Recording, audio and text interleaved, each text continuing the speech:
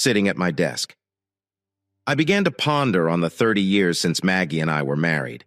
I'm reminiscing about our honeymoon and all the amazing moments in my life. Remembering my time in Hawaii with Maggie makes me nostalgic and grateful. It was simply great. A wonderful chapter that I will always treasure. From the start, it felt like we had entered a mystical universe, leaving behind the daily hustle and bustle and finding an unfathomable tranquility. Walking down Waikiki Beach, sand between our toes and the sound of the surf.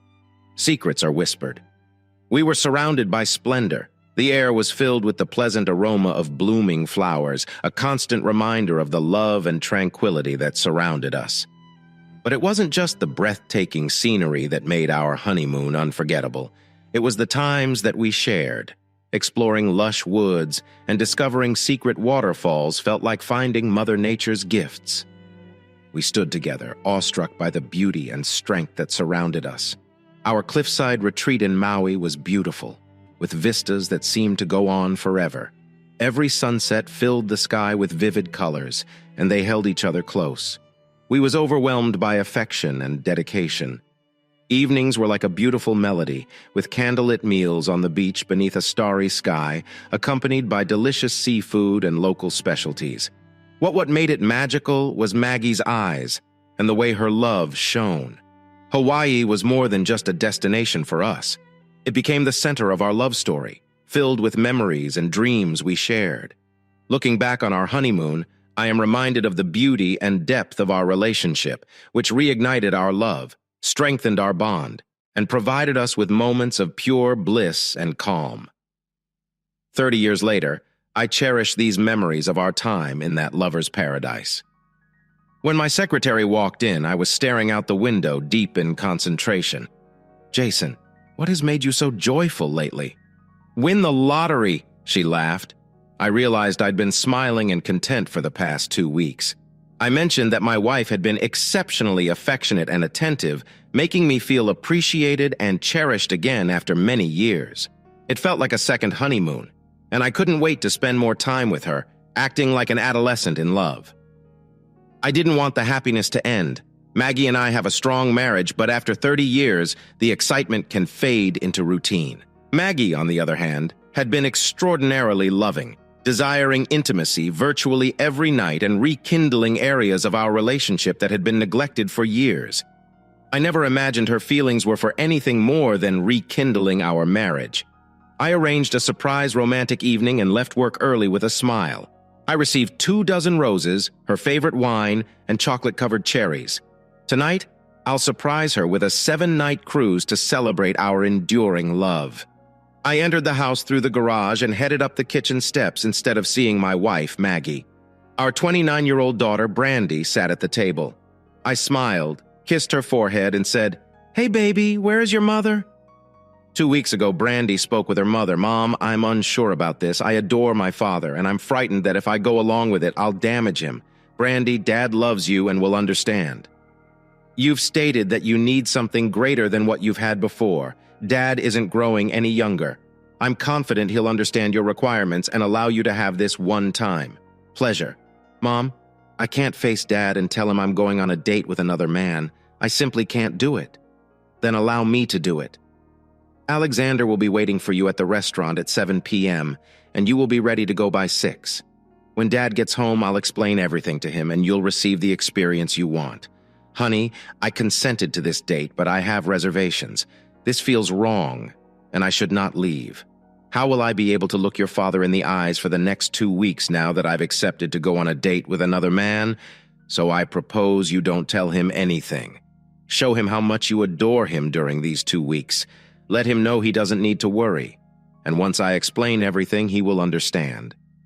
It is not about love, simply new friendships and a little fun. Reach out to him, rock his world. And when I explain the circumstances that evening, he will gladly welcome you back. Dad adores you and is willing to do anything for you. He always provided you exactly what you desired. Is he showing his affection for you? Probably, yes. Maybe you are right. It's only one date. And this does not imply that I am abandoning your father for another man.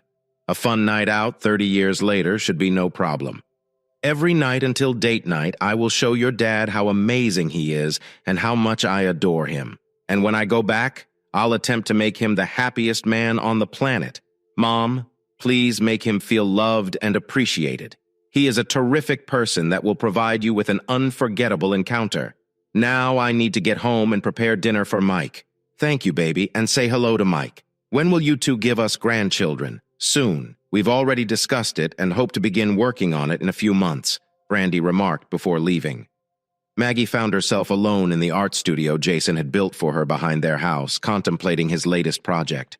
She has recently struggled with creativity, tormented by thoughts of being with another man. However, Brandy's counsel resonated in her head, and her brushes began to dance on the canvas, bringing brilliant colors and evocative landscapes to life. Maggie sat alone, confident that she was doing everything correctly, allowing calm to wash over her guilty feelings. Jason may be upset at first, but I believe I can show him how much I adore him and how wonderful he has been as a husband and parent. I will be the best wife and show my love for him.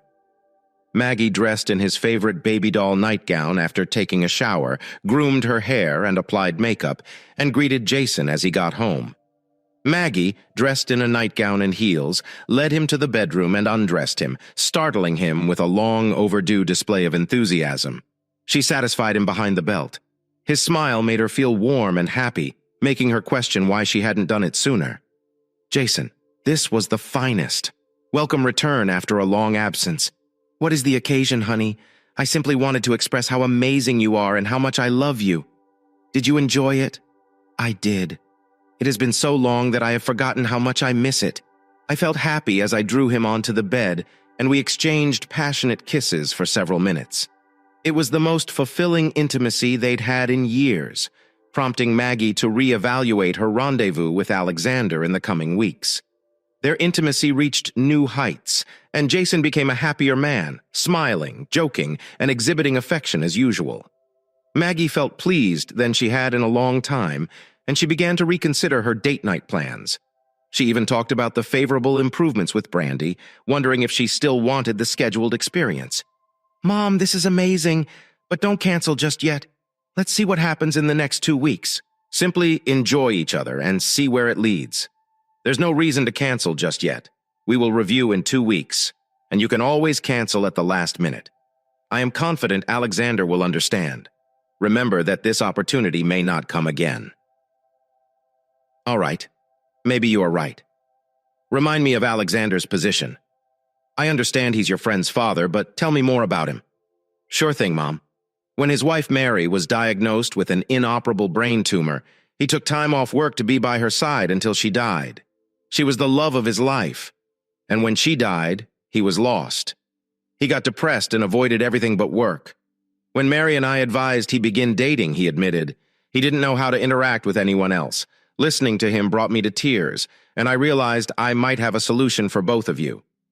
Brandy went on to tell her mother about Alexander's strong admiration for her and his desire for intimacy. She detailed the conversation and Alexander's enthusiasm to meet Maggie. So, Mom, he thinks you're gorgeous and wants to spend time with you. I'll give him your phone number and you two can plan a date. He is roughly 10 years younger than you, and I am confident you will get along well. He simply needs someone to connect with and befriend, and I believe you can help one another. The next day, Alexander contacted Maggie, and after a lovely talk, he invited her to be his companion and spend the night with him. When he complimented her beauty in the photo and remarked how great it would be for her to go on a date with him, she felt like a schoolgirl. The pleasure of doing something unusual, combined with his flirtation, gave her butterflies in her tummy. She consented to the date and said she was looking forward to meeting him. He offered to pick her up, but she preferred to meet him at the restaurant. They texted one another on a daily basis and flirted more as the evening of their date approached. Maggie's text messages would not have passed the most basic test of a wife's fidelity. She was continuously thrilled, imagining what she had to accomplish. She tried not to forget Jason, and each evening she poured more and more energy into their lovemaking. Jason now walks about with a grin on his face, while Maggie walks around with an insatiable urge for sex. This was a new level that she appreciated beyond her wildest expectations. I adored my kid and thought she was the most beautiful girl in the world. I was so pleased of how she had grown into the woman she is today.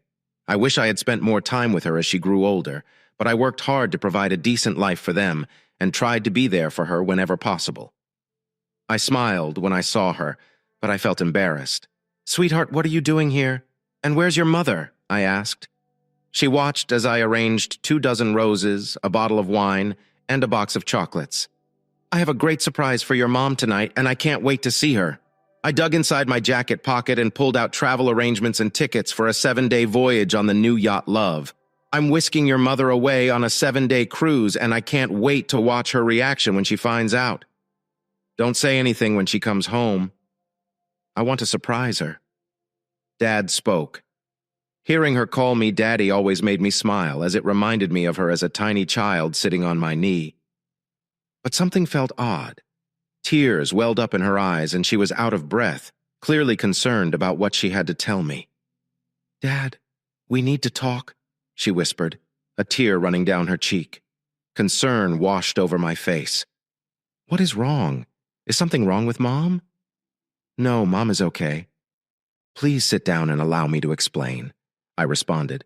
After a break, she said again, "Dad, you know how much Mom adores you, and she told me how wonderful things have been between you two recently." "Yes, I also love her. That is why I want to express how much she means to me."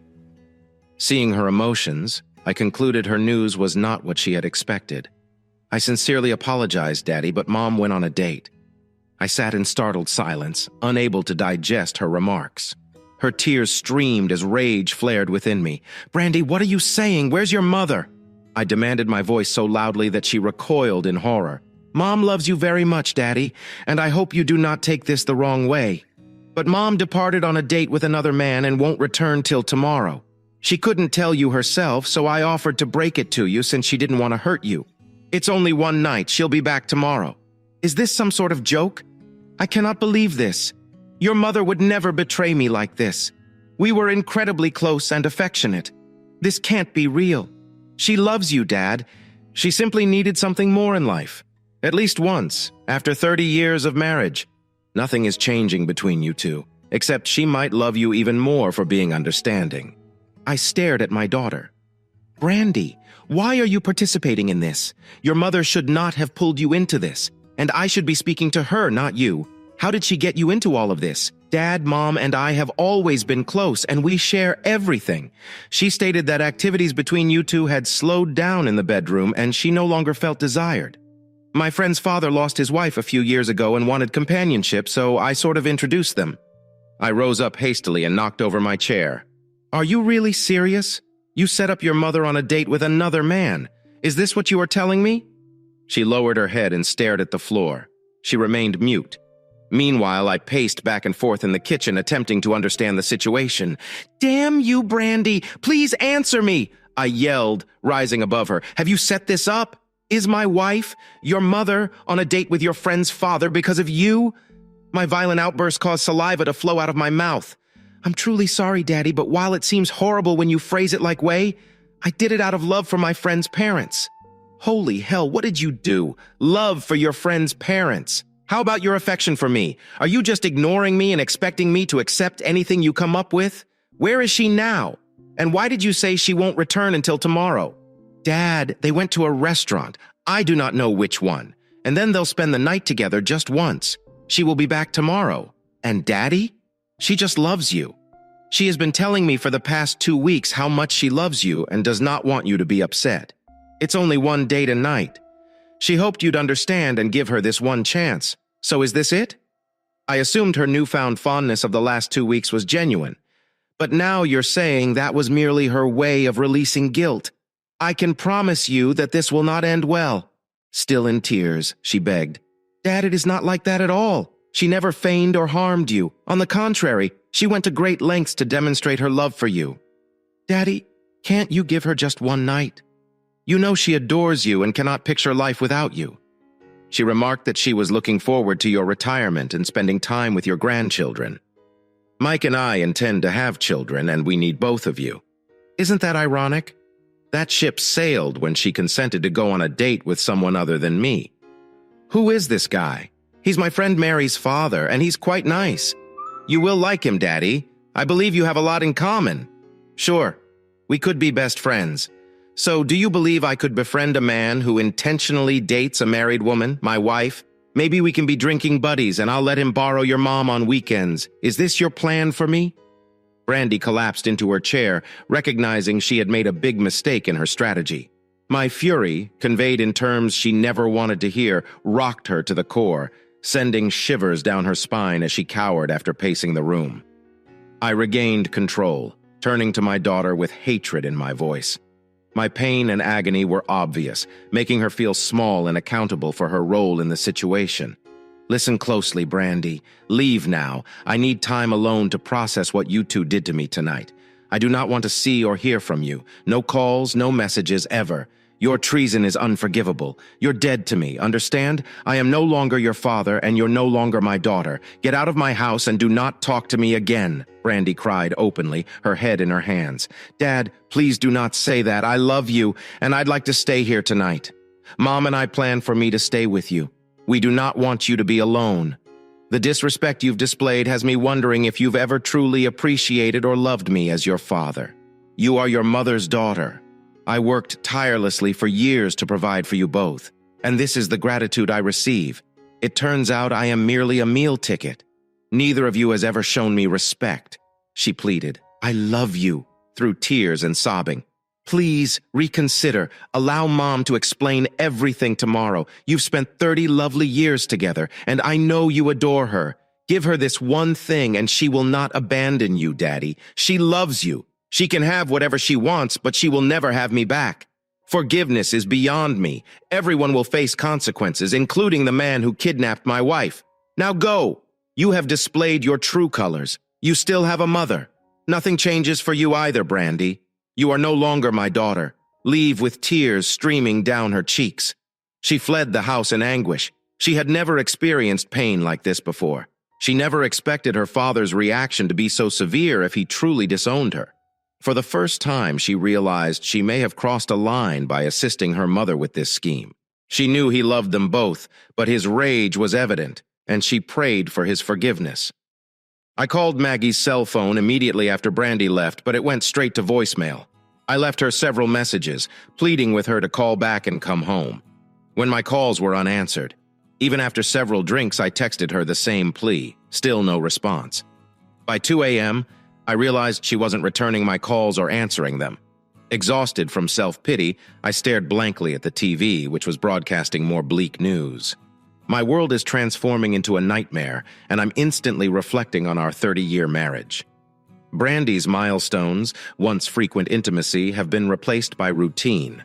I felt a sense of loss. Our sex life had become predictable, but there were no complaints. And after coitus, we always embraced, drifting off into each other's arms. We exchanged daily. The phrase, I love you, is rarely argued. However, it appeared that those words held little significance. Looking out at Maggie's art studio, which I built for her as a sanctuary where she could express her creativity for 2 decades, I realized it was more important than I thought. Despite being proud of her accomplishments, I felt relegated to the sidelines. But her happiness was most important to me. The conversation with Brandy struck me like a ton of bricks. I was surprised to learn she wanted to be with another man. There is no warning at all. Despite years of hard work to support my family, I didn't realize she wasn't happy with our marriage. It hurt to know she shared this with Brandy instead of talking to me, fueling my rage and humiliation. Reflecting on my life, home, and future, I remembered the house and property I inherited from my grandfather in my name prior to our marriage. No mortgage made me think, fueled by alcohol and rage. I planned ways to harm Maggie in the same way that she had hurt me. Looking out at her studio, I felt a surge of strength wash over me, possibly from the alcohol or the pain of betrayal. With renewed vigor, I sprung into action. I made numerous trips to our bedroom to gather all of her belongings and move them to the studio. Shoes, clothing, and jewelry were piled in the center. I then gathered photo albums, including our wedding photos, and stacked them atop the heap, recalling items in the attic. I retrieved her wedding dress, baby clothes, and other items, adding to the growing pile. It amazed me how much she had accumulated over the years. I removed her pictures from the walls and piled them alongside sculptures, sketches, and all of her prized possessions, now a part of the ever-growing heap. It was already 5 a.m. and I felt nervous. I chose to wait until 6 a.m. Before taking action, I gave her the opportunity to return or respond to my calls and messages. If I didn't hear back or she wasn't home, I would go ahead with my plan. I double-checked the house to make sure everything important to her was in the studio. At 5:30 p.m., I went to the garage and got a 20-liter gasoline can before heading to the studio to prepare for 6 a.m. In the meantime, I went online, canceled our joint credit cards, transferred money to our accounts, drew cash from the safe, and packed a few suitcases to load into my truck. I intended to stay away until the lawyer sorted things out, giving her another 5 minutes to return at 6:05, as my last hope faded. I poured gasoline on the pile and the studio walls. After a deep sigh and a brief hesitation, I struck a match, igniting her belongings. The fire spread quickly, becoming visible from the street before I could flee. Her world burned quickly. Driving down the highway, a profound realization struck me. My distress has exacerbated the situation. Tears flowed from my eyes as I was overcome with sorrow. It dawned on me that my once happy marriage had suffered the same fate as the studio, which had been consumed by fire. Unexpectedly, the fire spread to the back porch, endangering the home. Fortunately, firefighters were able to contain the fire, saving the house from total destruction. However, it suffered significant smoke damage and needed to be repaired before it could be reoccupied. Meanwhile, I stayed at a highway motel 90 miles away from the charred remains of my marriage. Paying in cash to avoid detection is exhausting and overwhelming.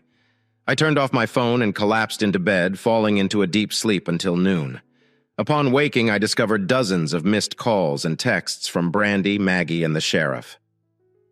After exiting the Uber, I met Alexander at the restaurant, feeling both nervous and excited to see the handsome young man waiting for me at the reception desk. He smiled upon seeing me, appreciating my little black dress, black sheer tights, and matching high heels. His gaze lingered on, my exposed cleavage accentuated by my black bra. Earlier in the day, I had spent several hours at the salon to ensure my hair and makeup were perfect. I wanted this one occasion to be thrilling, unforgettable, and flawless for him. My companion seemed pleased with what he saw, and the way he adjusted his growing manhood underscored his reaction. Feeling more confident as I realized he liked what he saw, I greeted him with a tender kiss. We started at the bar, sitting on bar stools, and when I stood up, I noticed his gaze on my nylon-covered legs down to my panties.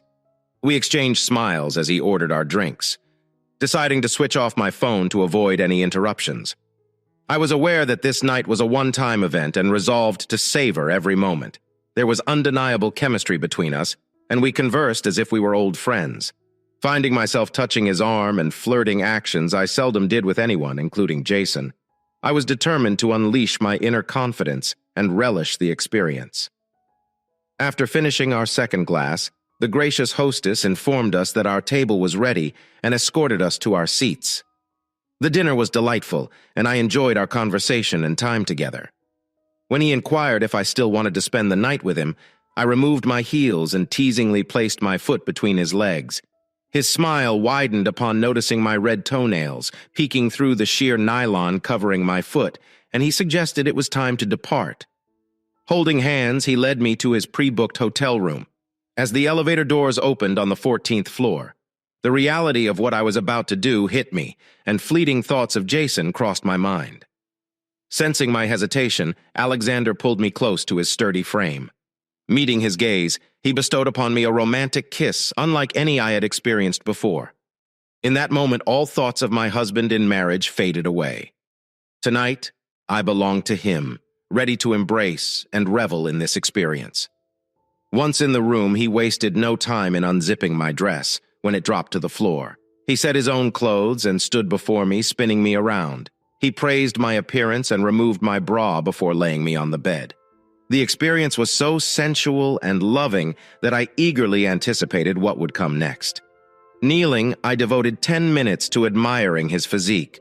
Overwhelmed, he swiftly removed my pantyhose and insisted I put my heels back on. Finding them alluring, which made me feel somewhat provocative throughout our intimacy, He showered me with kisses, displaying remarkable skill. Fleetingly, I thought I should get Jason to do this. It's so enticing. No, comparing again. Enough, locking eyes, he uttered, "I love you, Maggie." His unexpected declaration deeply touched me, evoking an almost religious feeling that moved me to tears of joy. We made love several times that night and once more in the morning, each encounter as passionate as the last. It marked the pinnacle of my sexual experiences, and I was content for allowing it with Alexander. As thoughts of Jason intruded, I endeavored to focus on the man embracing me tightly, bathed in sunlight filtering through the curtains. He tenderly kissed me and caressed my hair. "Maggie. As I mentioned last night, I meant it. You're incredible, so sensual and sexy. And I think I love you. I want to spend more time with you. Can we see each other again?" Apprehension gripped me and I responded gently, "Alexander, it was amazing, and you're a wonderful man. But I'm happily married and I can't repeat this. It was a one-time thing and I cherished it. You were fantastic. You were a great lover. And I relished every moment. Maggie, please consider it before you reject me. Your husband doesn't seem to mind and I can make you happy. Just think about it, please, before you decide." "Okay, I'll think about it. But for now, this is the best I can offer with another deep kiss." He held me close and I surrendered to his embrace. If I weren't married to Jason, I'd be with Alexander in an instant. But Jason is my husband, and I hoped he could forgive me for what I had just done. After breakfast, we left the hotel, and as Alexander drove me home, I decided to turn on my phone, which had been off since our date the previous night. To my shock, it was flooded with missed calls and texts. Among the messages, Jason struck me particularly hard, inducing a sharp sense of guilt. The realization that his suffering for which I felt responsible brought tears to my eyes. Before I had a chance to proceed to the next message, my phone rang just as we were entering my neighborhood. It was my child urgently inquiring about my whereabouts. I reassured them, saying I was nearly home, only to be informed of a fire at our house. The news had been trying to reach me all night, apparently, but my phone had been off. My immediate concern shifted to their father, who, according to my child, was missing. No one knew of his whereabouts, and he wasn't responding to calls. With a sinking feeling, I promised to call back as soon as I arrived, deeply troubled by the unfolding situation. When Alexander turned the corner onto my street, I saw a fire truck and police in front of our house. I didn't see any damage at the front of the house and asked the firefighters what happened. "Are you the owner of the house?" he asked. Since all the neighbors were watching me as I stood with an unfamiliar, handsome man, my companion. "Yes, I'm Maggie Spencer." "Well, Mrs. Spencer, we were able to save the house. Only the back porch was damaged, but I'm afraid you won't be able to stay here until you call the experts to clean up the smoke from inside your house. The majority of the damage was to the small cottage behind your home. I'm afraid he's completely lost." I felt my legs give out when Alexander caught me and helped me sit on the curb. "My studio, is she damaged?" "Sorry, Mrs. Spencer, all that's left of her is smoldering ashes. We'll try to figure out the cause of the fire, but in the meantime, the police detective has a few questions for you." I quickly stood up and ran to the back of the house before Sergeant Wilson could ask me any questions. He caught up with me as I stood in front of the remains of my most prized possession. I immediately knew that Jason must have done this as revenge for my actions. "Mrs. Spencer, do you know what happened here?" asked Sergeant Wilson. "No, I wasn't there last night and I have no idea about anything." "Are you her husband?" he asked, turning to Alexander. "No, just a friend." I felt my face turned red with embarrassment as the sergeant gave me a knowing look and asked where my husband was. I said I don't know. When he asked where I was last night, I timidly said that I was with Alexander at the Hilton Hotel in the city center. The looks thrown at me by the sergeant and his assistant made me realize the seriousness of my situation. I just admitted that I didn't spend the night with my husband, who also disappeared. The detective now had questions. "Mrs. Spencer, are you and your husband separated? Do you know where he was last night?" "No, we are a happy married couple." And then I realized how stupid it sounded after admitting that I spent the night with another man. "Do you know where he is?" "No, he doesn't answer calls. We'll want to talk to him. So when you talk to him, please give him my number," he said, handing me his business card. I was shaking with anger and fear, anger at the loss of my refuge and all the work I had created over the years. Everything is gone forever. Fear of thinking that Jason could be so angry as to do this and what it would mean for my marriage. I needed to talk to him as soon as possible. I called Brandy. Brandy? Do you know where your father is? No, I haven't talked to him since yesterday evening. Why didn't you stay here with him like we planned? Mom, he threw me out and said that I was no longer his daughter. Hearing these words, I felt a chill rush through my body. Jason would never utter such words. And if he did, it would be even worse than I imagined. Upon entering the house, I noticed smoke damage on the walls and detected a foul odor lingering in our home. It was clear that staying here in such conditions was impossible. As I moved around our house, I decided to gather some clothes and personal belongings for a few days. However, as I entered the bedroom, I was surprised to discover everything missing, causing terror to rise within me. Realizing that all of my clothes, shoes, and personal possessions were vanished, my heart plummeted as I searched my nightstand for my wedding rings, only to find them missing. Why did I leave my rings behind? What was I thinking? If Jason had seen them on my dresser, he would have believed I had abandoned him and our marriage. How foolish and selfish of me. In a condition of extreme panic, I checked every room in the house, only to discover that all of my belongings were missing. A terrifying thought crossed my thoughts. Had he indeed ruined everything? Was nothing left? I rushed out of the home and returned to the studio to study the remnants more thoroughly. Among the wreckage, I discovered picture frames and partially damaged clothing. It was clear that Jason had not only accepted my departure, but had annihilated everything significant to me, effectively wiping me out of his life in one fast strike. I called Brandy in tears, telling her what had happened and expressing my need for a place to stay. Alexander quickly provided me accommodations, but he was the last person I wanted to see. I politely rejected, stating that I wanted alone and asking him to leave. He left, hurt by my abruptness, leaving me to reflect on my actions and the man with whom I had spent the night. Though I knew I was at fault, I couldn't help but hate him for my selfish betrayal.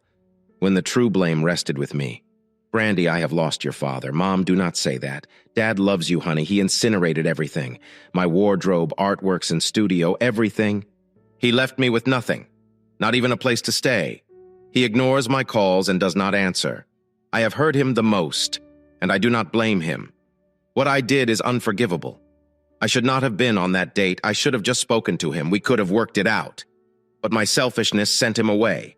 If I were in his position, I wouldn't be able to go back. What should I do now? I don't have a home or clothes. Mom, do not blame yourself. I share some of the blame, and you are welcome to stay with us till your home is rebuilt. We will get you new clothes this afternoon and have you settled in by the evening. Brandy, all of my artworks, paintings, and sculptures are gone. 30 years of marriage and 2 decades of artistic accomplishments were gone, leaving me completely alone. I have nothing more to live for. Maggie sobbed loudly as neighbors looked at her from the street. God, your father is phoning. I will call you back. She nearly fainted while struggling with the buttons and anxiously attempted to answer the phone, but she was able to connect just in time. Jason, is this you? Hello, Maggie. How are you? Jason, where are you? Please come home. We need to talk. No, Maggie, I already know everything from your daughter. Yes, it is your daughter, not mine. You're both dead to me, and this might be our last discussion. Jason, please do not say that. I love you. This is something you should know, Jason. The studio no longer exists. Have you done this? Maggie, you did it. Not me. Perhaps not literally, but it was burned by your deception and betrayal. You died in my heart when I saw your wedding rings discarded and you giving yourself up for another. Your deeds are unforgivable, and Brandy's involvement is humiliating and incomprehensible. We've finished. I'll meet with lawyers on Monday to begin proceedings. Please, Jason. Can we talk about this and settle it? You cannot simply toss our 30 good years like this. Maggie, we're talking, and I am not the one who squandered our 30 beautiful years. You planned betrayal, showered me with affection for 2 weeks to ease your guilt, and then betrayed me with your daughter's help. There is no one on earth who could accept or forgive such treachery and betrayal. It was purely evil, and I hope you'll regret that for the rest of your sad life. This is our final conversation. You can contact me through my attorney's information, which will be issued with the divorce decree. Goodbye, Maggie. Jason. No, wait, Jason. Jason was gone. And so was the world I loved. Brandy arrived right as I was on the phone with Jason, who had already hung up. We embraced each other while grieving over our loss. Finally, we decided we couldn't stay in the rubble of my home while the fire and police investigated. So we went to Brandy's house. Upon her arrival, she briefed Mike on everything, startling him with the details. Brandy tried to explain everything, but when Mike realized his wife had set up a date for her friend's father with her own mother, he was shocked and enraged. His rage flared. Brandy, you arranged a date for your mother with another man, knowing that Dad would be left alone. You should have known he would never take it. What type of man allows his wife to go on a date with someone else? Is this what you intend to do when we are older? Will you willingly betray me, as Mom did to Dad? He was a nice man, and you and Mom were his entire universe. What did you do, Brandy? Let me inform you. You damaged a fine man and compelled him to do unbelievable things. I cannot describe how disappointed I am in you, Brandy. Once everything is over, I will contact him and apologize for your idiocy. You and I need to discuss our future together. Having children with you is on hold while I figure out where you stand. I'll be straightforward with you. I do not share your ideals, and I will not tolerate this kind of betrayal. His outburst stunned her. She was surprised by his lack of understanding for her mother's position. It was only one date after 30 years of marriage, for goodness sake. So what? Later, she recognized that the real issue was the dissolution of her parents' marriage, her father's loss, and her mother's broken happiness. They'd soon confront the consequences of her deeds. After 5 long days, I returned home to evaluate the damage. To avoid incurring further expenditures, I decided not to file an insurance claim. In my lawyer's meeting, I made it obvious that the house was mine. It's not up for argument. Maggie may get half of our savings, but no child support. If she refused, I'd sue for adultery and reveal her affair with her daughter's friend's father. Divorce proceedings were already in action. I also sought counsel. Criminal arson charges were filed, but I discovered that without an insurance claim, the case was unlikely to advance unless I filed a fake report. When Brandy returned home and walked inside, a neighbor with whom she had gone to school called her. Brandy rushed up to me. I was inspecting the damage and determining what repairs the house need. I heard the front door open. "Hey, Dad, where are you now?" Brandy's voice reverberated throughout the home as she entered. I remained mute, concentrating on surveying the damage. Maggie used to find solace in looking out the window at the pile of ashes. I couldn't help smiling. Brandy found me in one of the bedrooms and hurried over, hugging me. "I'm sorry, Daddy. Please forgive us. We love you, Brandy.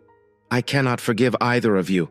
I've previously said don't talk to me again. Please let go and leave me alone. You say you are my daughter, so I must forgive you. Listen, you are no longer my daughter, simply a deceptive individual who crushed my heart. Now leave me alone, Dad. Mom needs you. She lives with us and misses you deeply. She cries all the time and wishes to apologize to you for her error. Can you come to our place to visit her? Never. When she went on that date and stayed with another man, our marriage was over. She even left her wedding rings behind, marking the end of our marriage. It's over, and I won't speak with her again. Both of you can contact me through my lawyer. I'll be getting a new phone and number today. However, for the time being, you should return to your unfaithful mother. Are you truly willing to give up 30 years of happiness with Mom? No, not me. Your mother threw away those 30 years. As soon as she removed her rings and went to her sweetheart.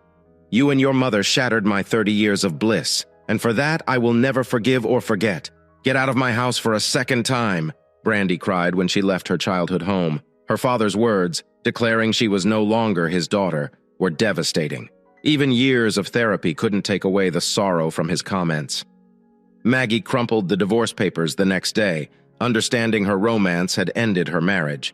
She tried to reason, went to counseling, and spoke with Jason, but none of her attempts were successful. He severed off touch with both her and Brandy. Mike eventually approached Jason, expressing his outrage and displeasure with their behavior. He questioned having children as a result of Brandy's treachery and is currently undergoing couples counseling to repair their marriage. Maggie intended to return home once Jason renovated it, but the divorce decreed it was his. She received half of their savings and $3,000 a month in child support for 10 years, despite his refusal to pay. Now she needs to find work.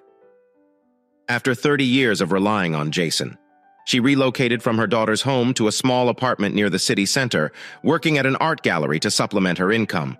Maggie's artistic independence was abruptly threatened. She will no longer spend all of her time in Jason's beautiful studio. She can't sit in front of her creative work, admiring the lake view through the large windows her husband gave her. Soon, work will absorb her, leaving her with no time to restore her previous life.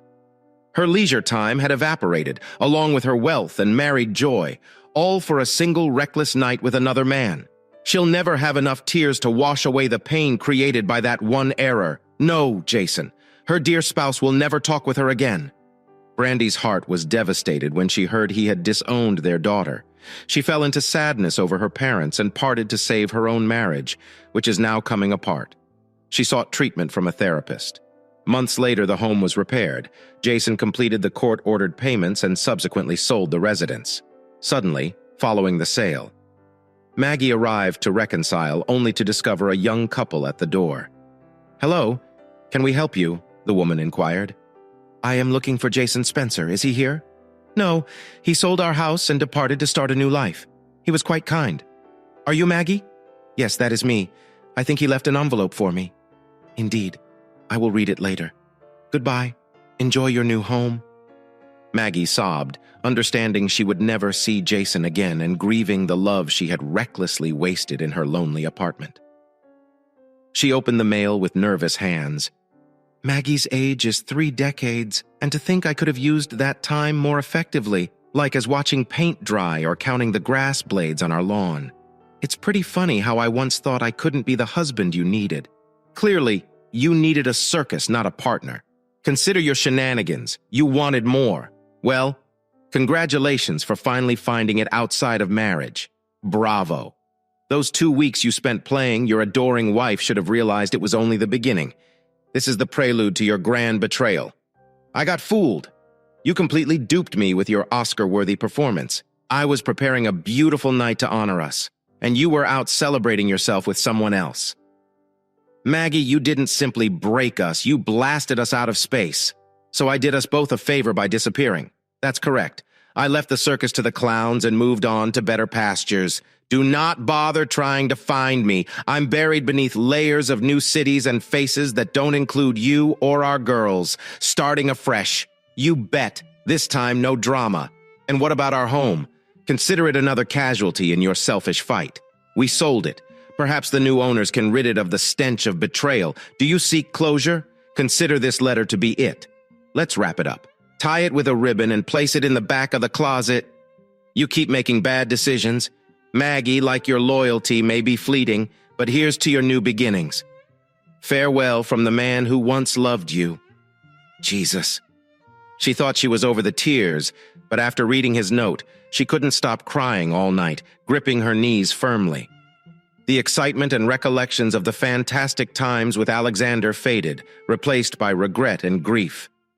Now 52 and alone, she felt her future without Jason seemed bleak. She gave up her luxurious lifestyle for a moment of wild pleasure. Jason confronted Alexander late at night, right before he was set to leave for his new home in Ecuador. The door swung open. Jason burst in and announced that he was the husband of the woman Alexander had taken from him. Alexander attempted to justify that he thought Maggie was fine with it and would not have pursued her differently. However, it was all in vain. Jason would not hear any of it. The hatred, wrath, and suffering he'd been suppressing for months were unleashed on the man in front of him. The encounter was brief because Jason resorted to using a crowbar. Alexander's life changed dramatically in a matter of seconds. Before Jason left for his waiting Uber to catch a flight out of the country, he warned Alexander about the perils of becoming involved with a married woman. By the time Alexander arrived at the hospital clinic to report the attack, Jason had already moved into his Burnaby oceanfront apartment. He had to start again without his previous burdens and family. It took detectives 2 weeks to discover that Jason had left the nation, and they understood they couldn't follow him unless he returned, even if they found him. Ecuador does not extradite for assault accusations. Alexander spent 2 excruciating weeks in the hospital and months of physical therapy to get back on his feet with new knees. Unfortunately, the 25 stitches on his face will always remind him of that night, and the married woman is concerned about his future. He knew his former life had ended because of the 2 women who convinced him to kidnap another man's wife. He never again contacted Maggie or Brandy. Mike, Brandy's husband, almost left her because of what transpired. But a psychotherapist helped Brandy understand the mistake of her ways, and she promised to stay true to Mike and their future family. Mike waited 2 years before deciding to have children. He needed to be certain that his wife would not deceive him in the same way that she had her own father, while also keeping his commitment and her remorse in mind. Jason terminated all relations with Brandy. When Maggie and Brandy discovered Alexander's assault, she lost her father's admiration for good. They were heartbroken and felt guilty about their role in the violence, which added to Jason's remorse and suffering, as well as the split of their family. This was another indication that their decisions had unintended repercussions. They realized that their naive belief that letting Maggie that one indiscretion would keep their lives pleasant was absolutely mistaken. Their miscalculation demonstrated that bliss was very far from reality. Their father and husband's absence caused them great pain, a burden they would bear for the rest of their lives. Overwhelmed by melancholy and age, she never found another companion and lived a life of loneliness and regret. Her aspirations of growing old alongside Jason and spending time with their grandchildren went away. Jason stopped paying child support after leaving the country. Her financial situation was uncertain, so she had to work to make ends meet. Nightly crying became her new normal. I currently have over $750,000 after selling my property and saving over the last 3 decades. After using this money to buy my new home, I hope to spend the next 30 years in Ecuador living comfortably and peacefully. The local young and gorgeous women appreciate a giving American, and I enjoy their company. Half a year after that awful night, sitting on the beach across from my new home in Port Lopez with a cold drink, I understood that divorce is a reality. Here is the next story. I'm Becky. I've been married to my hubby for 3 years now. He's been preoccupied with work during that period. I rarely get home. Loneliness became my constant companion, and I began to feel as if I were living on a deserted island within our own home. The last 3 years have been quite bleak, and I had envisioned a marriage in which my husband would be present and engaged, but reality had different intentions. My spouse, Andrew, is a 28-year-old surgeon. You can imagine how demanding that position is. The man's schedule is nuts with crazy long hours and even night shifts that spill into the next day. Sundays. It's like ships passing in the night. I hardly get to see him weekends. Well, they might as well be work days because he's often stuck at the hospital. Our relationship has taken a hit and we hardly communicate like a normal couple. We've abandoned regular date nights and attending events together. Now Andrew feels like a stranger, and our quality time has vanished into thin air. This isn't what I signed up for. It's definitely not what I had in mind when we tied the knot. I get it. His job is a big deal, and I'm not trying to be selfish here. But let me tell you, it's been a mental drain. I've tried everything to make this marriage work. Even sitting down for a heart-to-heart with Andrew, all he seems to talk about is how demanding his job is. There was even a day when I waited patiently for my husband to return home so we could have a chat. But he quickly came up with an excuse, claiming he was too tired and not in the mood for a conversation. Yup, you read that right? Andrew said it. Me just trying to have a decent conversation with the man I married, and it ends up making me seem like a nagging wife. Someone who's always giving her husband a hard time when he gets home. It's almost as if I'm married to a stranger now, because the Andrew I knew is nowhere to be found. This is not the same guy I dated back then. He showered me with attention and all the care in the world. Now don't get me wrong, I'm not lacking in material comforts or anything like that. My husband works hard to provide for both of us and we're financially stable. But you see, I'm still longing for his emotional attention. Money isn't everything, at least not for me. Andrew just doesn't seem to grasp that his wife also needs some TLC, the kind of attention he gives to his patients at the hospital. He's under the impression that everything's hunky-dory with me because I have all the comforts a wife could ask for to make her home cozy. But when was the last time we even went out together or attended an event like a regular couple? I remember going to a fundraiser all by myself once, feeling incredibly lonely as I watched other couples enjoying themselves. It felt like I was flying solo and folks kept asking where Andrew was. I had to come up with excuses for him, covering for his absence. It happens quite often, and sometimes it makes me wonder if he's doing it on purpose or if there's something fishy going on. Maybe he's having an affair with a coworker using his job as a smokescreen. Who knows? I even tried to throw a surprise birthday party for Andrew once I invited some friends since our families live far away. But things didn't go as planned, and I had to rely on our friends to make it a memorable day for him. On the morning of his birthday, I did my best to wish him a happy birthday before heading off to work. We both woke up that morning, and I greeted him with birthday wishes, even singing a little birthday song to put a smile on his face. He seemed happy, and I could see a grin on his face as he left for work. Once he was out the door, I got to work on the party plans. I rented a hall and with the help of our friends, decorated it to make it look festive. To add a personal touch, I baked a delightful cake for Andrew and arranged for all the food and drinks for the guests. I sent out a message to our friends urging them not to spill the beans and spoil the surprise. Everyone cooperated and Andrew remained clueless about the impending celebration. Everything was ready to roll. People started arriving at the venue about 30 minutes before the scheduled party time, which was at 8 o'clock. The saxophonist and the music band were all set and everything was going according to my plan. All that was left was for the birthday boy Andrew to show up. The anticipation was building among the guests, eager to see the man of the hour. With my phone in hand, I decided to give Andrew a call to let him know about the surprise party. I explained that I wanted his 28th birthday to be a special and memorable one. My way of showing him just how much I loved and still loved him. Andrew hadn't always been like this, and it wasn't about his work. It was his attitude and the lack of attention that was taking a toll on my mental and emotional well-being. This all started when he got promoted at work. I'm not saying his promotion is a bad thing, but it's had its downsides. I barely see him at home anymore, so there I was trying to reach him on the phone, but for the first 2 minutes his line was unreachable. I stayed patient and kept trying, feeling desperate to get a hold of him. After a few minutes of no luck, I turned to Andrew's close friend, Lee. Stan and Andrew had been pals since childhood, and they shared a strong bond. I pulled Stan aside, not wanting to create a scene, and explained the situation. Andrew's phone was out of reach.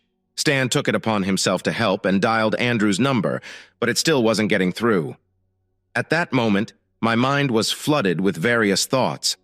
I couldn't help but wonder if Andrew had chosen to celebrate his birthday with the woman he might be cheating on me with at some fancy restaurant. Meanwhile, I had been busy arranging a surprise birthday party for him. I got lost in my thoughts until Stanley suggested that I send him a text message and give calling him another shot. So I tried calling him once more, and this time it actually went through. I was thrilled because Andrew's phone was finally reachable. My excitement soared, and I anxiously waited for him to pick up. I kept dialing and texting, hoping he'd answer. But to my disappointment, Andrew didn't respond to any of my attempts. This only added to my frustration, and I was getting seriously ticked off. Stanley also made several attempts to reach him, but like me, he received no response. I noticed that the guests were starting to get restless and were asking questions about what was happening. It had been a whole hour and there was no sign of the birthday boy anywhere in the hall. Stanley suggested, "I keep trying to call Andrew while he tried to calm down the guests. Somehow he managed to convince them to stay a bit longer and return to where I was." We continued our attempts to reach Andrew, but it seemed like he had vanished into thin air. It was a pretty awful situation, guys. I'm not kidding.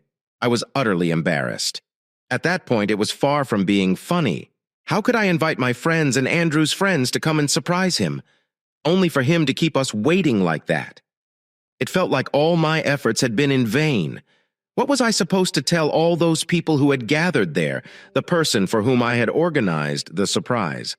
My husband was ignoring my calls and messages. I couldn't believe what was unfolding. By 9:30, Andrew was still nowhere to be seen. The guests, understandably, began to leave one by one, utterly disgusted by how I had managed to waste their time with a birthday party that the guest of honor hadn't even attended. It was one of those moments where I wished I could hide my face due to the negative comments and disappointment in the air as the guests departed. It left only Stanley and me in the now empty hall. I felt deeply betrayed and furious about how everything had turned out. Stanley advised me to head home while he handled the situation there. I drove home with tears streaming down my face, crying my eyes out. I couldn't help but wonder what I had done to deserve such treatment. I kept asking myself why Andrew had suddenly changed. We used to be so different. So what had caused this shift? These thoughts swirled in my head as I drove home, my emotions in turmoil. Upon arriving home, I made my way to the bedroom, waiting for Andrew to return. A few minutes later, he came back and found me there, utterly distraught. He asked me what was wrong, and I inquired about his phone's whereabouts. My husband's phone wasn't on silent or anything like that, which left me puzzled. I asked him if he hadn't seen my calls or messages, but all he offered was an apology, stating he couldn't pick up calls or respond to texts at that time. There was no curiosity about why I had been continuously calling or any hint of remorse. That night, Andrew and I engaged in a heated argument. I expressed my disappointment and frustration about how I had gone to great lengths to plan a surprise birthday celebration for him, inviting friends to join in only for him to ruin it. Andrew stuck to his usual excuse of being swamped with work, leaving me even more irritated. I eventually stormed out of the room, unable to bear the situation any longer. As the weeks passed, Andrew's late-night shifts grew more grueling. It was as though his profession was tailor-made for late hours. We stopped watching movies together, sharing meals, and following our usual daily routines. It felt like living in a state of turmoil. I had chosen to be a full-time housewife after discussions with Andrew before we got married. I agreed to it, but I never anticipated it would turn out like this. It was not the life I had envisioned, and I had no intention of continuing down this path. It wasn't that I had a problem with being at home and taking care of our family and household. What was truly frustrating was having a partner who didn't give me any attention or make an effort to spend time bonding as a couple. I couldn't even recall the last time Andrew had given me a gift. I was pretty sure he had forgotten our anniversary date. If he couldn't show up for his own surprise birthday party, there was no way he'd be present for our anniversary. I had reached a breaking point with Andrew's indifferent behavior, and I was fed up. The way I communicated with my husband had completely deteriorated. He wouldn't answer my calls or respond to any text messages, and when he came home late at night, having a conversation with him was next to impossible. This abrupt change drove me to seek attention elsewhere, and I ended up cheating. Yes, it's true, I cheated on Andrew. I started spending time with an old friend from college named Patrick. Patrick was a year ahead of me in school and was considered one of the most attractive guys on campus. One day, while scrolling through my Facebook newsfeed, I received a friend request from Patrick, which I accepted without any ulterior motives. We began chatting casually for a few weeks, sharing details about our daily lives. Our conversations deepened and we exchanged contact information. Patrick and I started texting and talking on the phone late into the night, and sometimes he would even come over to keep me company. What began innocently soon turned into a close bond, and we went on a few secret dates together. Yes, guys, Patrick knew I was married, but had no knowledge of Andrew, so we kept our relationship hidden. This continued for a couple of months, and it felt like I was rediscovering myself. I had almost forgotten that I was married because of how Andrew had treated me in the past. Patrick provided all the attention I had longed for. He noticed every little detail and made sure to bring a smile to my face. It felt surreal because I never thought someone could listen to me and give me the undivided attention I craved. I began to feel like Patrick might be the one for me, and slowly but surely I pushed Andrew out of my mind. I never planned to cheat on my husband or do anything to harm our marriage. Andrew couldn't see how his late-night shifts and constant absence at night were straining our relationship. He couldn't balance his personal life and career, and yes, I held him responsible for it. I blamed him for choosing work over our marriage and for giving me less attention than he gave to his job. I didn't regret being with Patrick. It made me feel alive for the past few months. Last Friday around noon, my husband Andrew returned from work carrying some bags, probably filled with items from the store.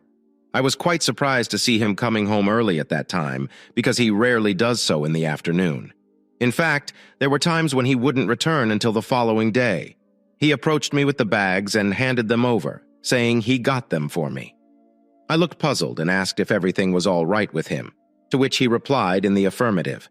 Guys, Andrew had bought me a dress, a wristwatch, a bag, and a pair of shoes.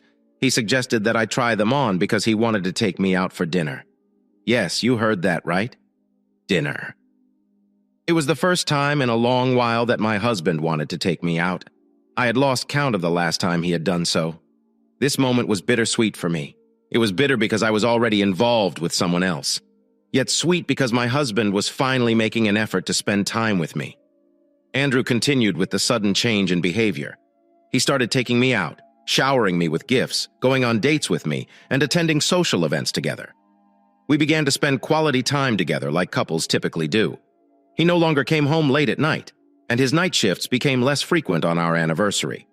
Andrew threw me a surprise party and offered to make apologies for his treatment of me. I was actually pleased to see my spouse admitting his mistakes and wishing to make things right again.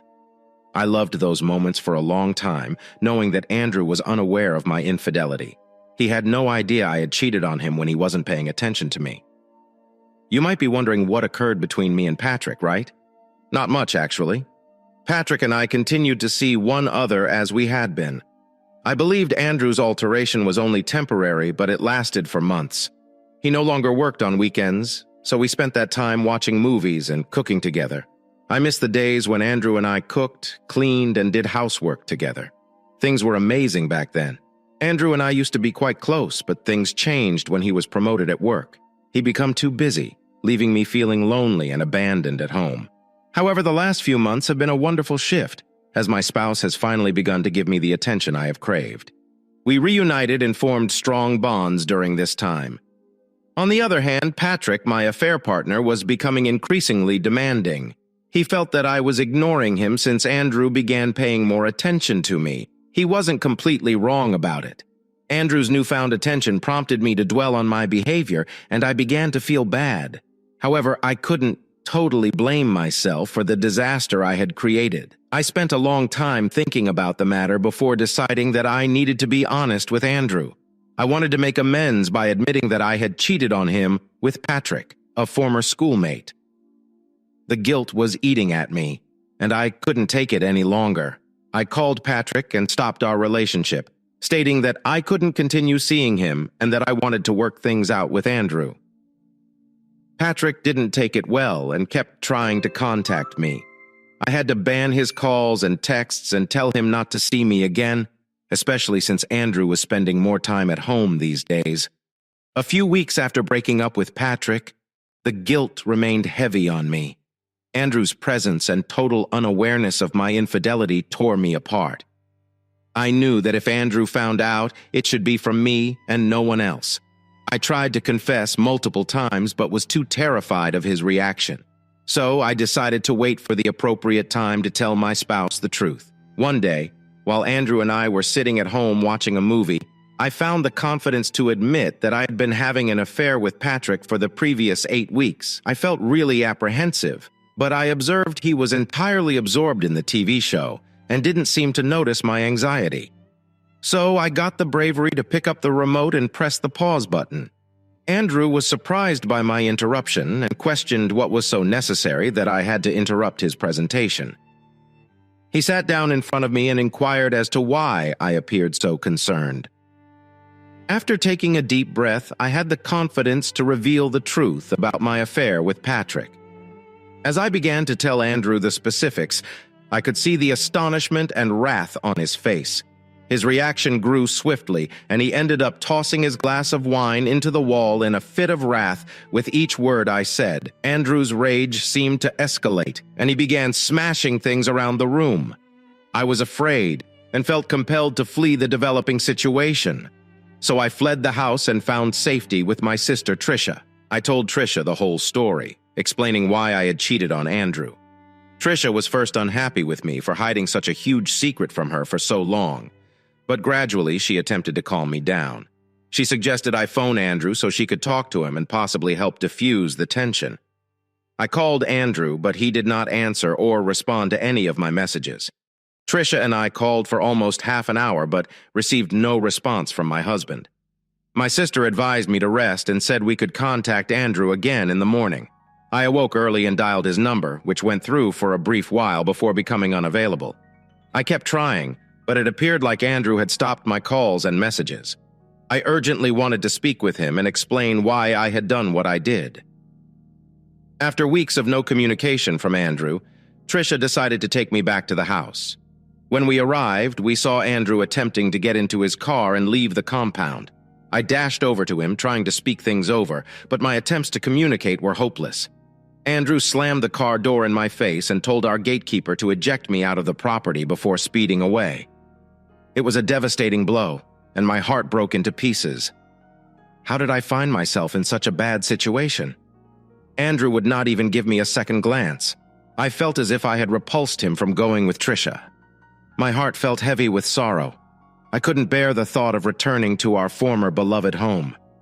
My 3-year marriage looked to be dissolving right before my eyes and sliding through my fingers. I wished Andrew could see things from my point of view and realize how his late-night shift, demanding work schedule, and lack of attention were pushing me to the edge. I wanted to describe how I had begged for his attention while silently suffering in his absence. Now, I was starting to regret being clean and telling the truth. How could he treat me like this after I opted to be open with him rather than keep him in the dark? But this is only the top of the iceberg. Andrew saw payback, and it was a wicked and unexpected retaliation. I had no notion I was living with a person capable of such brutality. Yes, it is reasonable for him to react angrily when he learns of my affair. But what he did far beyond my expectations. His vengeance destroyed me entirely. It was like he had been planning this all along, waiting for the right moment to seduce me. Perhaps he had suspicions and just wanted confirmation, and I played straight into his hands like an idiot. This event undoubtedly taught me a great lesson. After several months, I hadn't heard from Andrew. I was feeling increasingly upset and eager to make things right between us, so I decided to pay him a visit at his home. When I arrived, the gatekeeper refused to let me enter the compound, citing Andrew's tight orders. I appealed with him, but he stood firm. Andrew made it obvious that he did not want me anywhere near the residence. After a heated exchange with the gatekeeper, I was eventually let to enter the compound. I darted by him and into the house, surprised and indignant. The old passcode still worked, and I couldn't help but experience a feeling of nostalgia as I stepped into what was once my home. It had been extremely silent, and Andrew was nowhere to be seen inside. However, his automobile was parked outside. I proceeded further into the home, hoping to locate Andrew in our bedroom. Sadly, he wasn't. He seemed to have left before I arrived in the neighborhood. I spent a while feeling sorry for myself before realizing that my side of the closet was absolutely empty. I initially felt my vision was playing tricks on me, but it turned out that I was seeing clearly. None of my stuff remained in the house, which surprised me because I hadn't had time to pack them before leaving abruptly. Fearing Andrew would harm me, I had borrowed my sister's things throughout my stay with her, and none of my luggage, clothes, or shoes remained. Even my childhood photos and personal belongings were gone. The room appeared to be completely new to me. I was taken aback, and if Andrew had been present at the time, I would have given him a piece of my mind. I had hoped to locate some clothing to wear because I was weary of borrowing from my sister's closet. Andrew had pulled a dirty trick on me, and I waited breathlessly for his return. All of the terror that had been gnawing at me had evaporated, and I was no longer afraid of facing him alone. After what seemed like an age and being troubled by the gatekeeper who was concerned about Andrew's reaction to finding me in his home, I eventually heard the front door creak open. I dashed downstairs, believing Andrew had returned. To my astonishment, instead of Andrew, I saw a tall woman at the door. I was taken aback and asked her if she was lost, since that was the only plausible explanation I could think of for a stranger being there. The woman chuckled and redirected the topic to me, wondering if I was the one who was lost. I was annoyed and demanded to know who she was. She presented herself as Andrew's girlfriend, and for a brief minute I assumed she was joking. But she wasn't. In that instant, my world was broken once more. The fact that Andrew had a girlfriend killed me. My thoughts raced through countless situations, none of which were pleasant. I couldn't help but think she might have been the same lady he was cheating on me with. I may have been overthinking things, but I was unable to make sensible conclusions. When she instructed me to leave, I was taken aback by her audacity. I identified myself as Andrew's wife, but she was already aware of this. Then she had the gall to tell me that I was about to become the ex-wife. Honestly, I wanted to confront her right then and then, but I was able to keep myself under control. I asked about my possessions and where she had stored them. She admitted to getting rid of most of my belongings and selling the rest because Andrew had handed her everything, telling her to do whatever she wished. My restraint failed, and I grabbed her shirt. My rage overtook all sense of reason. I grabbed her hair and demanded the location of my childhood photos. She told me coldly that she'd torched everything. I was enraged, and I believe I almost pulled her hair out of her scalp. She tried to struggle, but I had a substantial size advantage, and she was too surprised to fight. It's astounding that Andrew had the audacity to do this to me. How could he trust a stranger with my belongings? How could he put a complete stranger in charge of my childhood photos? The garment bags and cartons, while significant, do not hurt as much as those pictures. Even the jewelry and makeup cannot compensate for the loss of those treasured photographs. My biological father died before I was born, so I lived with my stepfather and mother my entire childhood. My stepfather was not the best father figure, and I was counting down the days until I could marry and be independent from that household. I had taken all of my photographs with me since I did not want to leave any behind. That is why it hurts so much that Andrew handed up those photos to a complete stranger. Nobody can console me. Andrew was well aware of the sentimental value I placed on those images, which made his actions much more distressing. I had already addressed this with him, so I am confident that he chose that option on purpose. As I wrestled with the woman, Andrew entered the house. He dashed toward us and quickly separated us. Little did I know that the gatekeeper had notified him of my presence while he was working. I questioned Andrew about his behavior, but he remained silent. He grabbed my hand and forced me out of the house, telling me to leave and never return. I was astounded that he had taken notice of a complete stranger without first hearing my side of the story. I could not believe what Andrew had done, so tears welled up in my eyes. I never expected such a callous gesture from him. When I asked why he let that woman destroy my childhood photos, Andrew coldly said that he couldn't care less about what happened to me. I asked him if he was aware of the repercussions of his conduct, as his response would influence my next step. He admitted that he was fully aware and that he had issued the commands in a fit of fury. I slapped him across the face, and he was surprised by my actions. He attempted to confront me again, but the gatekeeper intervened and stopped him. Nothing Andrew had ever done had affected me as much as this treachery. How could he? My entire childhood was wiped away. I left the house, and that was my final encounter with Andrew.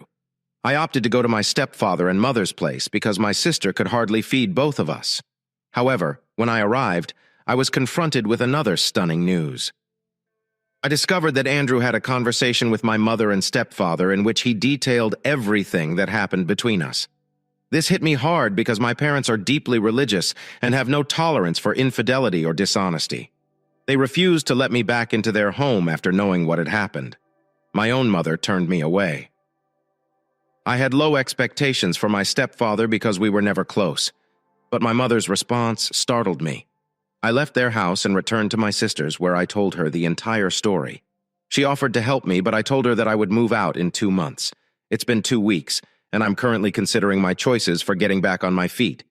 Frankly, the truth did not save me at all. It simply caused me additional sorrow and pain. I regret being honest with him. Perhaps it would have been preferable to speak a white lie. This incident has made me wary about the future. I have no intention of seeing Andrew again, and I intend to petition for divorce. I've been waiting for him to start the divorce process, but I haven't heard from him yet. Nonetheless, I am determined to go through with it, and I will undoubtedly pursue alimony, spousal support, or whatever it is called. That man truly done me wrong, and I intend to do what is best for myself. An update about my life. Being single is not as glamorous as it is frequently portrayed. I'm not having as much fun as I expected from being alone, Lowell. To be honest, I never expected to have fun, but I believe keeping a sense of humor helps me deal with the obstacles I'm encountering. For the first time in my life, I am completely self-sufficient, and it is one of the most empowering experiences I have ever had. I was ready to leave my stepfather's home, so I married shortly. But now that I'm on my own, I'm discovering the true definition of independence. I filed for divorce and had it finalized within 3 months. Andrew and his lawyer offered me a fair compensation, and I'm now financially stable. As soon as my lawyer saw the arrangement, he strongly recommended me to accept it. I believe Andrew knew the magnitude of his devastation to me. When everything was said and done, my emotions were conflicted, a blend of bitterness and relief. I said goodbye to my sister's residence and found a rented flat for myself. I have a degree in history and am presently gainfully working. I recently received my first paycheck. Meanwhile, Andrew and his new girlfriend have been spotted out and about frequently, with photos circulating on social media. It's strange because he was never very into social media during our time together. He suddenly had a strong desire to share online. When Andrew was with me, he frequently claimed to be preoccupied with work, but all of a sudden he began making an attempt to spend more time on social media. I finally realized that he began paying additional attention to me on purpose after his friend Stanley advised him that if he did not give me the attention I desired, I might cheat. He was worried about being embarrassed after what happened at his birthday celebration, so he wanted to save face with his pals. Apparently, they had discussed the subject behind his back, and he wished to avoid more disgrace. However, I've moved on from all of this, and when Stanley approached me for a talk, I declined. I'm no longer interested in him and would prefer to keep my distance. Andrew is now a part of my past, and I sincerely hope I never meet another guy like him. I may regret telling the truth, but I am relieved that I did. It's a mixed bag of feelings, but maybe everything happened for a reason. So, that's where I am now. I'm focused on my profession, and I make sure to get a good night's sleep so that I can begin my workday early. Here is the next story. I was an alcoholic who emotionally assaulted my wife. She sent me divorce papers, but I got clean and changed my life. We're attempting to reconcile, but my guilt is crushing me. My wife, 31, and I, a 27-year-old guy, have hit a hard patch and have been apart at home for about a year. It was mainly my fault. Following the death of my father, I experienced a significant setback. I became alcoholic and depressed, stopped caring for myself, and neglected her when I wasn't emotionally abusing her. She finally had enough, and after I refused therapy for the time being, she called a divorce lawyer and drafted paperwork. I signed them off right away, but she did not, keeping them in her chamber. She knew I was struggling financially, so she claimed she'd wait for me to receive my inheritance so I could move out. Then she would sign and petition for a no-fault divorce. Not from the United States. In our country, you can do it. After spending 2 months sleeping in my home office, I got sick of it and quit drinking. I jumped right into work and did tasks around the house, as well as helping her out when she saw my transformation. I boasted that I was doing it for myself, not her, and she consented because although she wanted me to leave, she still cared about me. Over the last month, she has also periodically asked me to sleep on her bed rather than in my home office. Nothing intimate happened, yet she still spooned me. This lasted until last evening. We had become closer, especially during the holidays, and I informed her what I had said was not true. To demonstrate to her that I had changed, I initially stopped drinking. But then I decided I wanted to turn a new page and be a good soon-to-be ex-husband. She walked to her room, pulled up the divorce papers, and placed them in front of me. She wondered what we should do with them. So I ripped them, and she yelled a loud "yeah," and then hugged me. So, I guess we won't be getting divorced every day? Update 1. Hello, everyone. I wrote a week ago about what had happened the night before. After over a year of living apart at home, my soon-to-be ex-wife expressed her desire to reconcile, so I wrote the divorce papers in front of her, much to her delight. However, soon after I realized that I had planned my entire new year on the fact that I was getting divorced, and that the decision to reconcile actually caused me uncertainty and anxiety. My wife observed this, and we discussed it several times. During such conversations, there were discussions, chuckles, and even tears. Good, liberating tears. My wife cries very infrequently, if ever. She's the tough kind, but witnessing her break down in sobs, sobbing about how much I wounded her and how much she still loves me, felt like being stabbed in the heart. I understood the agony I caused her was still acute and scorching. She unloaded all of the anguish and upheaval I had caused her with my previous behavior, admitting she was both pleased and furious about my adjustments over the prior year, proud that I turned my life around, bitter because I had accepted the divorce so swiftly, as if she were the one holding me back. and she didn't deserve my greatest self. She was also angry at herself because she had previously reconsidered the divorce in June, but didn't say anything or give me signs because she was afraid I'd revert to my old behavior or reject her. Meanwhile, I had begun to refurbish my father's old villa, which was more of a large house than a full mansion, in preparation for his move this year, and had just given her breadcrumbs or information about it, and she was pleasantly delighted to learn about all of the work I'm putting into it. And I'm still a little bitter that I didn't tell her anything. And all of my ideas were designed without her in mind, as if she were already a distant memory. The option of an amicable divorce has been raised again, but she needed definitive answers. 1. Was there another woman present? Did I really cease loving her? The answer to both questions is no.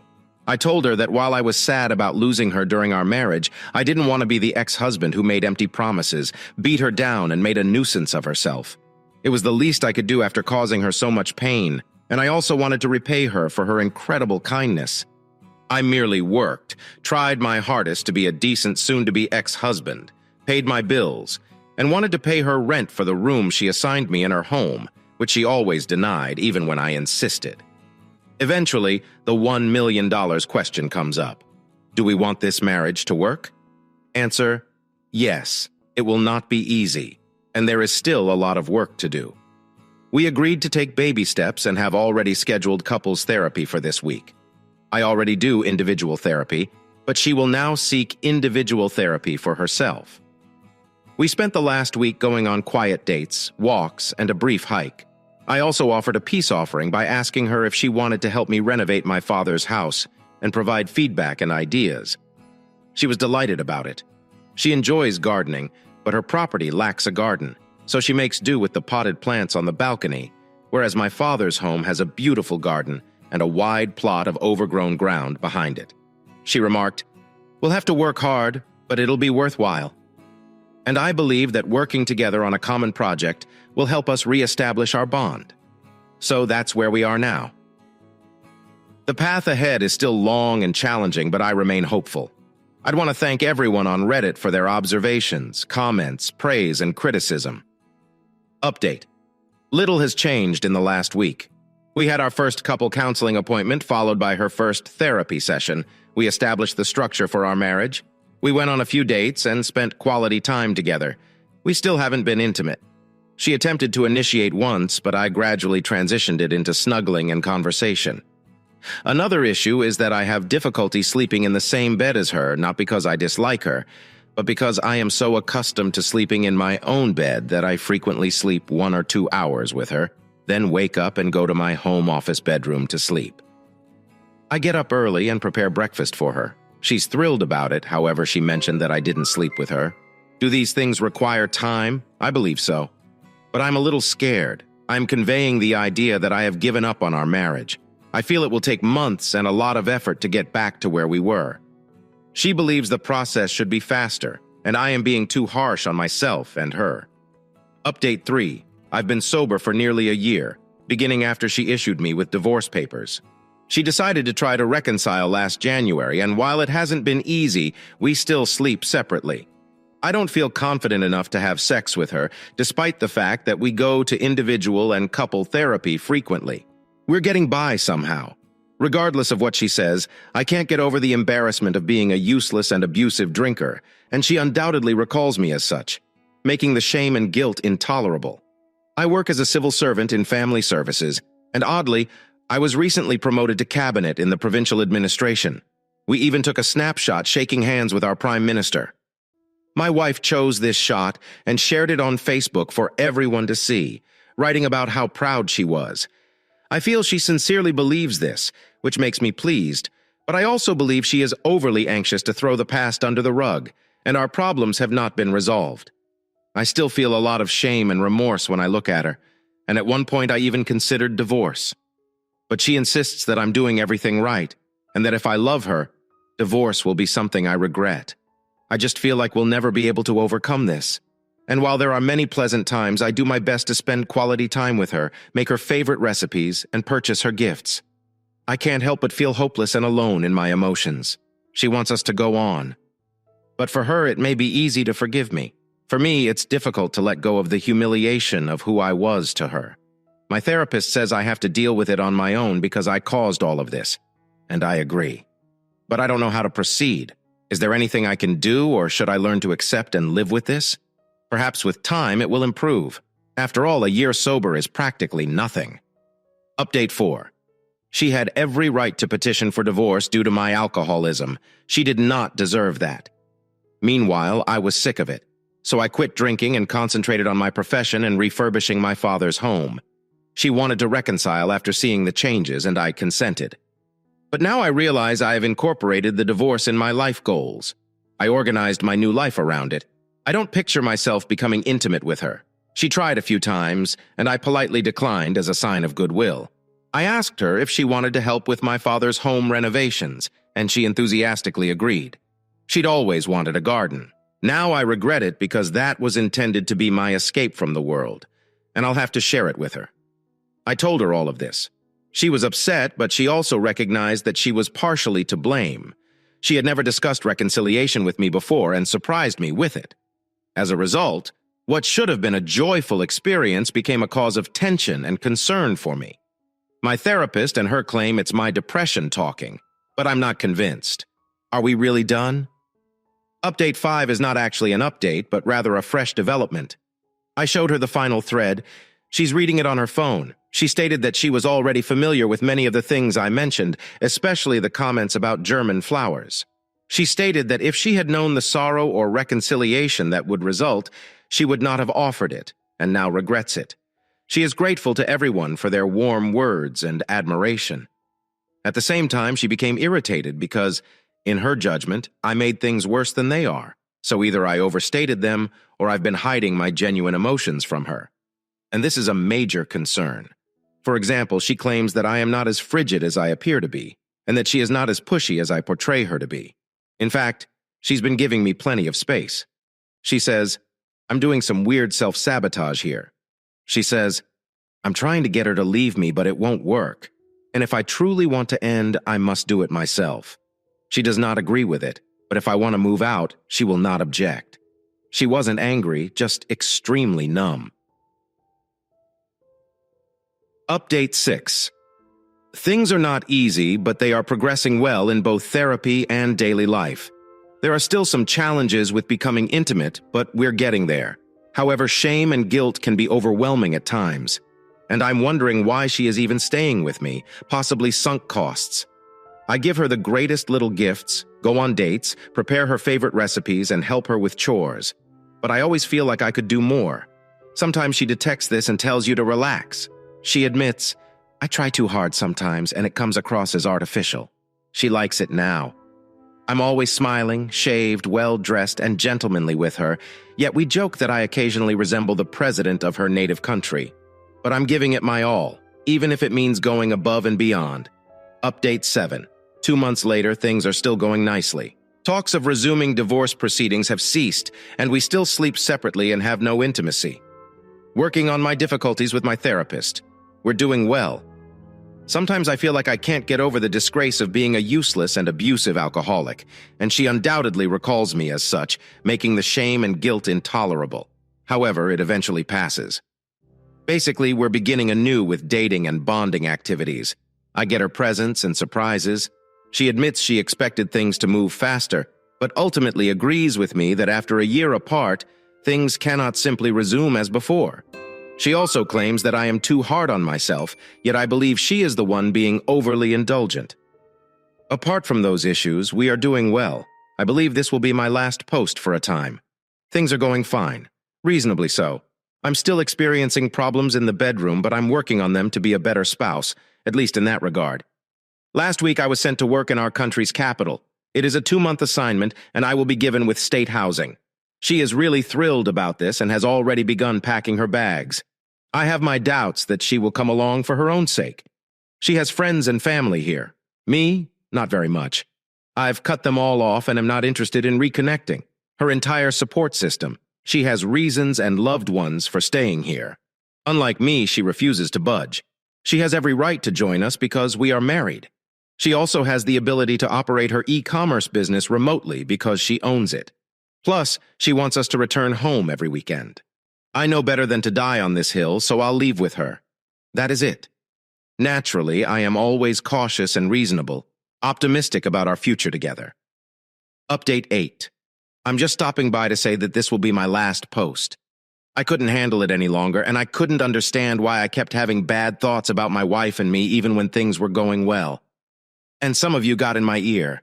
There could be something wrong with my head.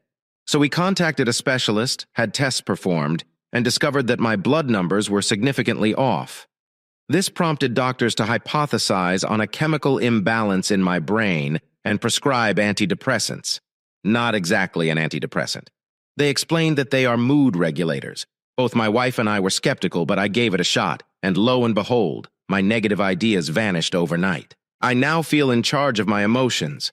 I feel that I love my wife, and that things can and will improve. I used to put up a front, but now I genuinely like spending time with her and making her happy. We resumed making love, and no blue pill was required, LOL, and we returned from the capital every weekend.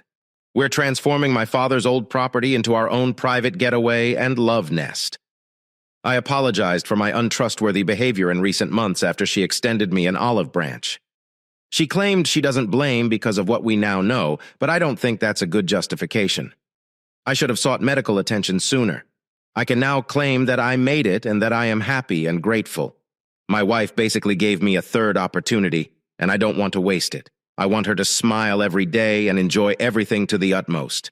I suppose this is it, and you will not hear from me ever again. I just wanted to thank you for your feedback, ideas, recommendations, and criticism on the Spera Ad Astra Comments Taiwan Bandit. Congratulations, OP. Many have been following your tale and are glad you provided us a pleasant narrative to read. Continue to take care of yourself and your wife. Thank you, pal. I will. I feel like I've been suffering from a protracted hangover, which has only recently subsided. Shining Moon Television. Hello, I recall your previous posts. Way to go, guy.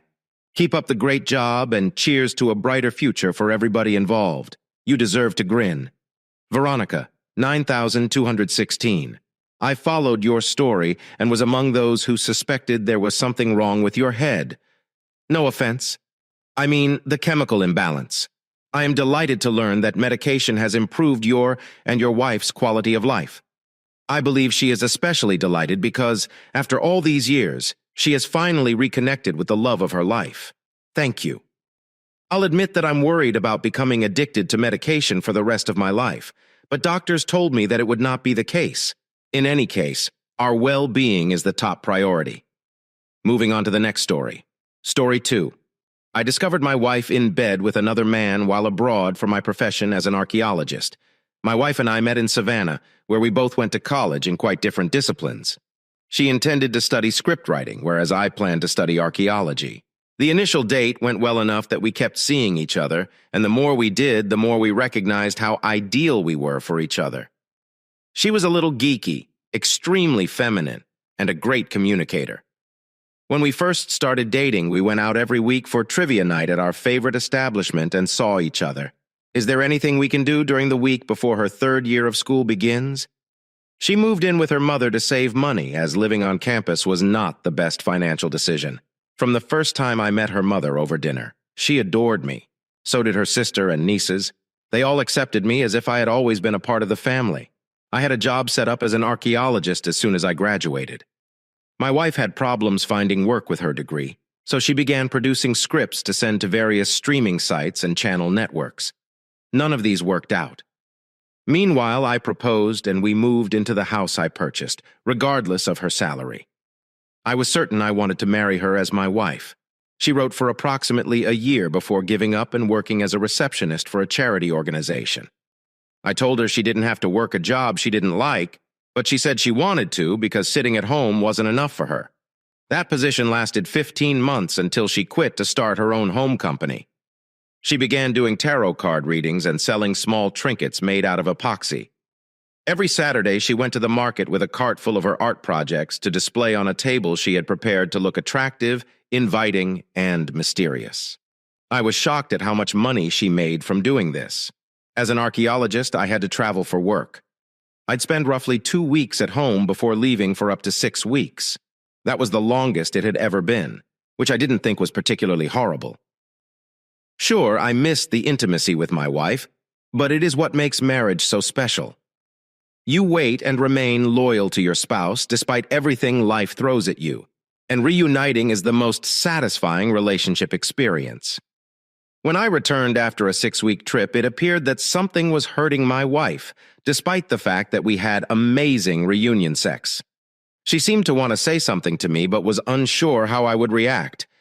As we watched a movie, she gripped to her phone, and I could feel her heart beating.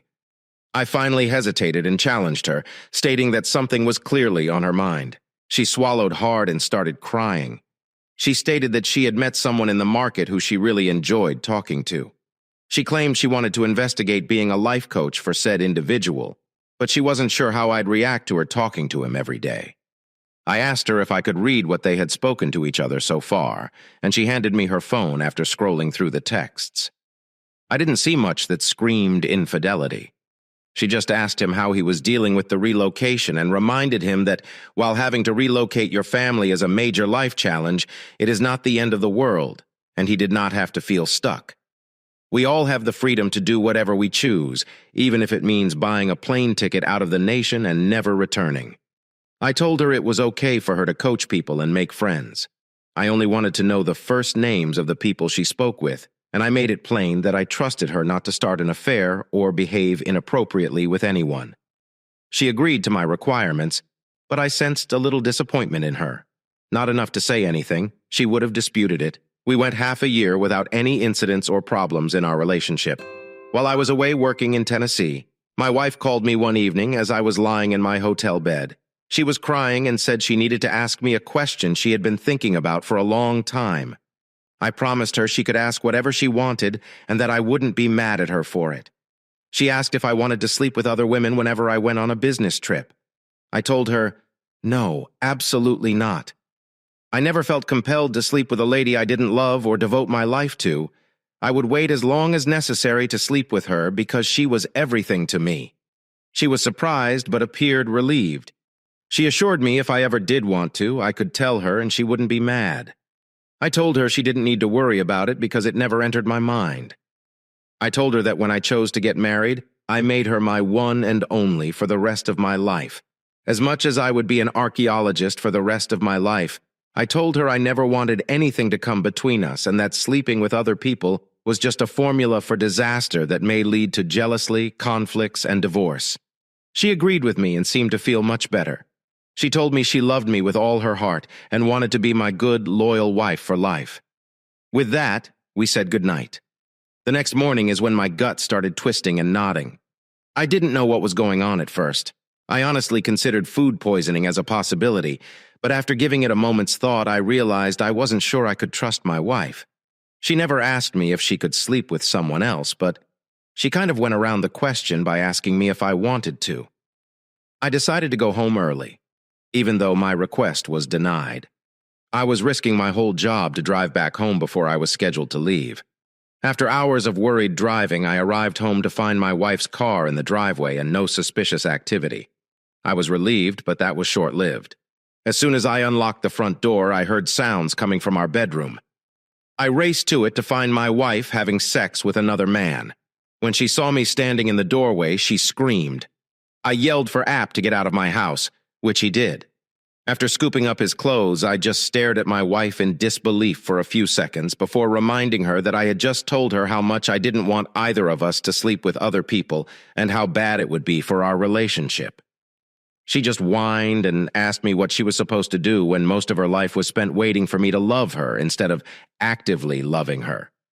I told her she should do what any normal person has to do when they don't have access to a lover, not meet some stranger and decide to take him to her marital home to have sex while her husband was out working. I told her this went against everything marriage stood for and that whatever fantasy she had about an open relationship wasn't going to happen with me. I demanded a wife in all senses of the word. She was on her knees, crying, her eyes out, begging me with cupped hands to forgive her.